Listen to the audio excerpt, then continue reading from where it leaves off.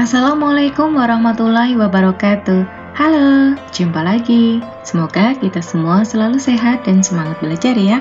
Nah, di video ini kita akan belajar tema 3, subtema 2 untuk muatan IPA, kompetensi dasar 3.3. Materi yang kita pelajari adalah gangguan pada sistem pencernaan manusia. Yuk, kita pelajari dengan baik di video ini ya. Semangat belajar! Oke, apa sih yang dimaksud dengan gangguan pencernaan? Gangguan pencernaan adalah masalah yang terjadi pada salah satu organ pencernaan kita, atau bisa lebih dari satu organ pencernaan secara bersamaan. Gangguan pencernaan dapat disebabkan oleh beberapa faktor. Berikut ini merupakan penyebab gangguan pencernaan. Yang pertama, pola makan tidak teratur. Yang kedua, kurang mengonsumsi makanan berserat seperti sayur dan buah. Yang ketiga, mengonsumsi makanan yang tidak higienis atau tidak bersih. Yang keempat, kebiasaan menunda buang air besar. Dan gangguan pencernaan juga dapat disebabkan karena kita kurang mengonsumsi kebutuhan air minum, sehingga kebutuhan cairan dalam tubuh kita kurang terpenuhi. Berikut ini macam-macam gangguan pencernaan. Yang pertama, diare. Ada pula MAH, tifus atau demam tifoid, apendisitis atau radang usus buntu, disentri, kolera, gastritis, serta konstipasi atau sembelit. Kita bahas satu demi satu ya. Gangguan pencernaan yang pertama, diare. Diare adalah buang air besar yang terlalu sering dan encer. Gejala dari gangguan pencernaan diare misalnya buang air besar yang encer, nyeri perut, kram perut, dan demam. Diare disebabkan karena infeksi virus yang bernama rotavirus. Diare juga dapat disebabkan karena infeksi bakteri dan kuman yang masuk bersama makanan. Ada pula yang disebabkan alergi makanan tertentu pada sebagian orang yang intoleransi makanan. Cara pencegahan penyakit diare. Yang pertama, dengan minum air putih yang matang, sehingga kuman dan bakteri di dalam air sudah mati. Yang kedua, dengan cara menjaga kebersihan makanan. Dan yang ketiga, mencuci tangan sebelum makan. Gangguan pencernaan yang kedua, MAH. MAH adalah penyakit nyeri dan panas pada lambung atau usus 12 jari. Gejala penyakit MAH. Yang pertama, perut terasa perih dan terbakar, mual setelah makan, dan perut kembung.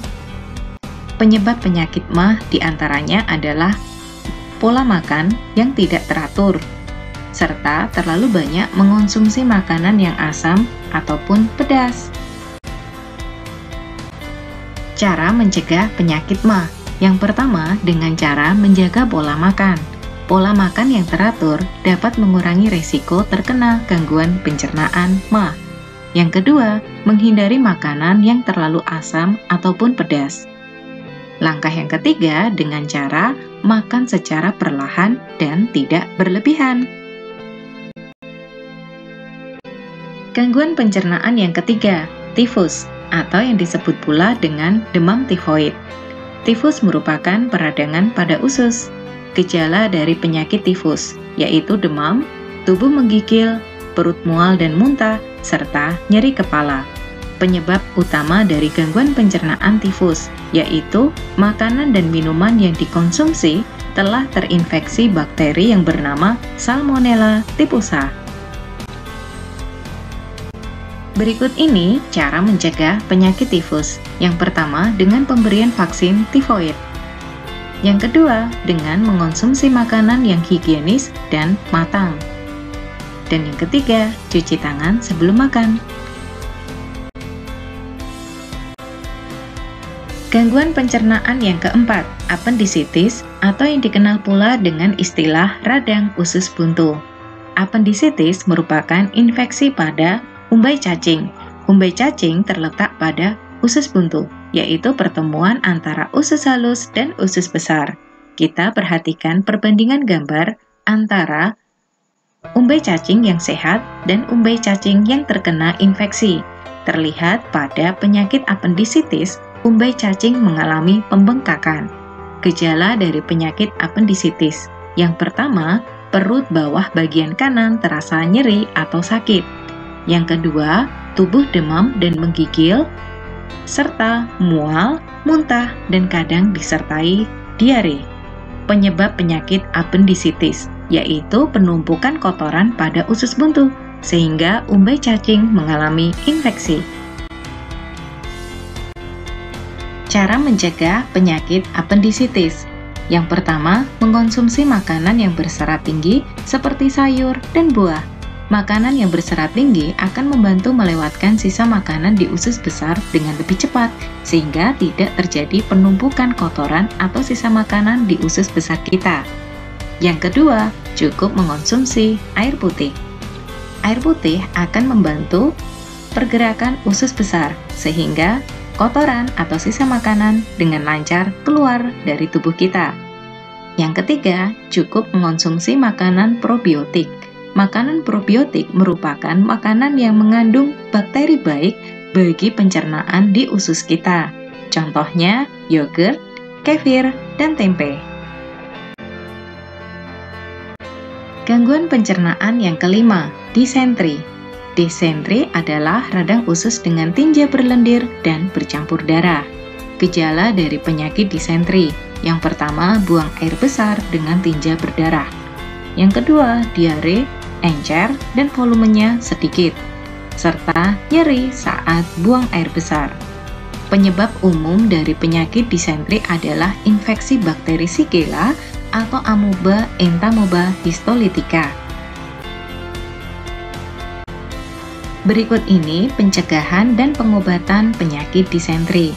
Pencegahan dilakukan dengan cara menjaga kebersihan makanan dan tempat tinggal kita.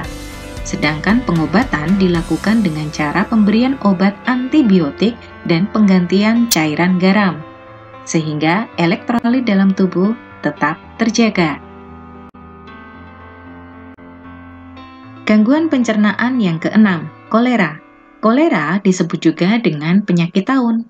Kolera merupakan infeksi saluran cerna yang disebabkan oleh infeksi bakteri yang bernama Vibrio cholerae. Gejala dari penyakit kolera. Yang pertama, diare berat dan dehidrasi, kram perut, serta mual dan muntah. Cara mencegah penyakit kolera. Yang pertama, menjaga kebersihan makanan dan peralatan makan. Yang kedua, mengkonsumsi makanan yang telah dimasak, sehingga makanan bebas dari bakteri dan kuman. Yang ketiga, cuci tangan sebelum makan. Gangguan pencernaan yang ketujuh, gastritis. Gastritis merupakan peradangan pada dinding lambung. Kita perhatikan perbandingan gambar lambung yang sehat dan lambung yang terkena penyakit gastritis. Gejala dari penyakit gastritis yaitu rasa nyeri dan rasa panas di lambung, dan disertai hilang nafsu makan. Jika peradangan tersebut menyebabkan luka pada lambung, maka dapat memicu penyakit yang lebih berbahaya, yaitu tukak lambung. Gastritis dapat disebabkan karena berbagai hal. Yang pertama, infeksi bakteri bernama Helicobacter pylori. Gastritis dapat pula disebabkan karena terlalu sering mengonsumsi obat pereda nyeri, seperti ibuprofen dan aspirin. Gastritis dapat pula disebabkan karena pikiran stres dan mengonsumsi minuman beralkohol. Berikut ini cara pencegahan dan pengobatan penyakit gastritis. Pencegahan dilakukan dengan cara menghindari pikiran stres dan minuman beralkohol, serta menggunakan obat-obatan sesuai resep dokter, sehingga tidak memicu peradangan pada lambung. Sedangkan pengobatan dilakukan dengan pemberian obat antasida, antibiotik, dan penghambat histamin 2. Gangguan pencernaan yang kedelapan, konstipasi. atau yang dikenal pula dengan istilah sembelit. Konstipasi merupakan susah buang air besar. Penyebab dari konstipasi, yang pertama kurang kebutuhan air minum, sehingga kotoran atau sisa makanan kurang lancar keluar dari tubuh kita.